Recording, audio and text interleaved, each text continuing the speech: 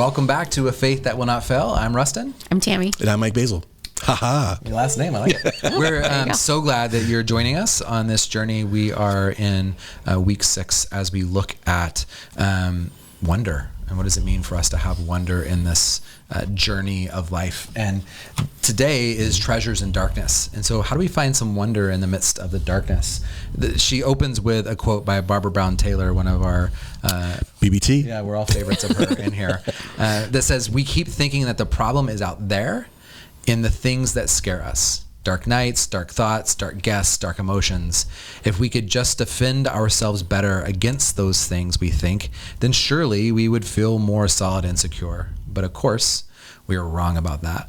As experience proves again and again, the real problem has far less to do with what's really out there than it does with our resistance to finding out what is really out there.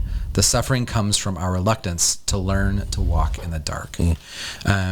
For me, one of the kind of transitional moments for me in my faith was when I was in Minnesota. We did a Darkest Night service like we do here, but we had a beautiful labyrinth that was outside in the center of our courtyard, and it'd be snowed 4 foot deep, but we would plow the snow and we would light the labyrinth with candles, and we celebrated the Darkest Night. More in this journey inward and outward, almost as a hibernation, that recognizing the gifts of darkness, that dark isn't all bad, that like the darkness allows us to cocoon in and to find warmth and to rest and to find the things that we need in the dark. And that's what we celebrated on our Darkest Night. And it was an awakening for me of just learning how to treasure the dark, learning what are the things that come in the dark, some of the hard moments. Like we've been walking through with different families in our church who are going through suffering. And one of the profundities of that, again, that was retaught to me is when we're going through these places, how people rally around us, how people circle us, and the relationships that are built in those moments and the connections that are built in those moments, and just recognizing the beauty and wonder of how that presence still is there. Yeah.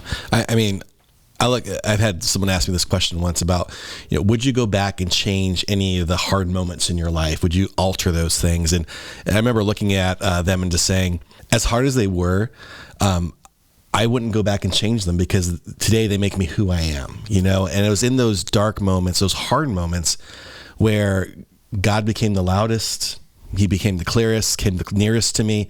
And, as hard as they were, I wouldn't go back and change them because in them, I became who I am today. And so I love that she says, my most treasured moments include the times that God has shined his light on the darkest days, giving me comfort that could not be explained. And I resonate with that. And it resonated, as you said, that becoming a student of the dark just as much as the light. That, a lot of times, particularly I think in the American culture, we want to focus on the good and everything's sunshine and roses. and it's truly not.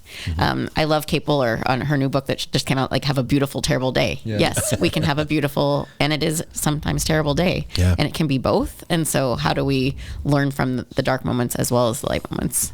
Yeah.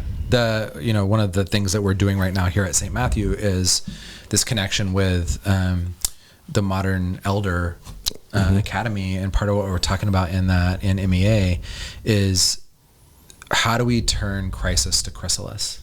And my argument with it is that we're not turning anything. Everything that we view as crisis is actually chrysalis. It's this moment of remaking, of finding new things, and that doesn't mean it's not dark, and it doesn't mean swimming in the primordial soup of transition is messy and painful and it's hard, but there's wonder in that of where are we going from here? What's happening? Who are we becoming?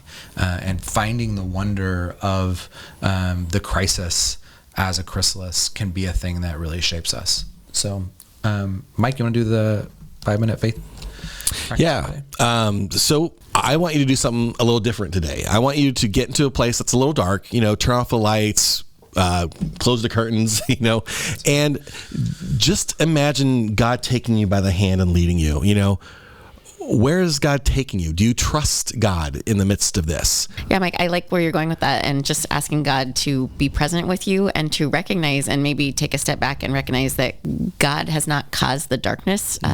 God does not cause the suffering, and God is there with us. Yeah. So comment below, write it in your journal. We'll catch you tomorrow.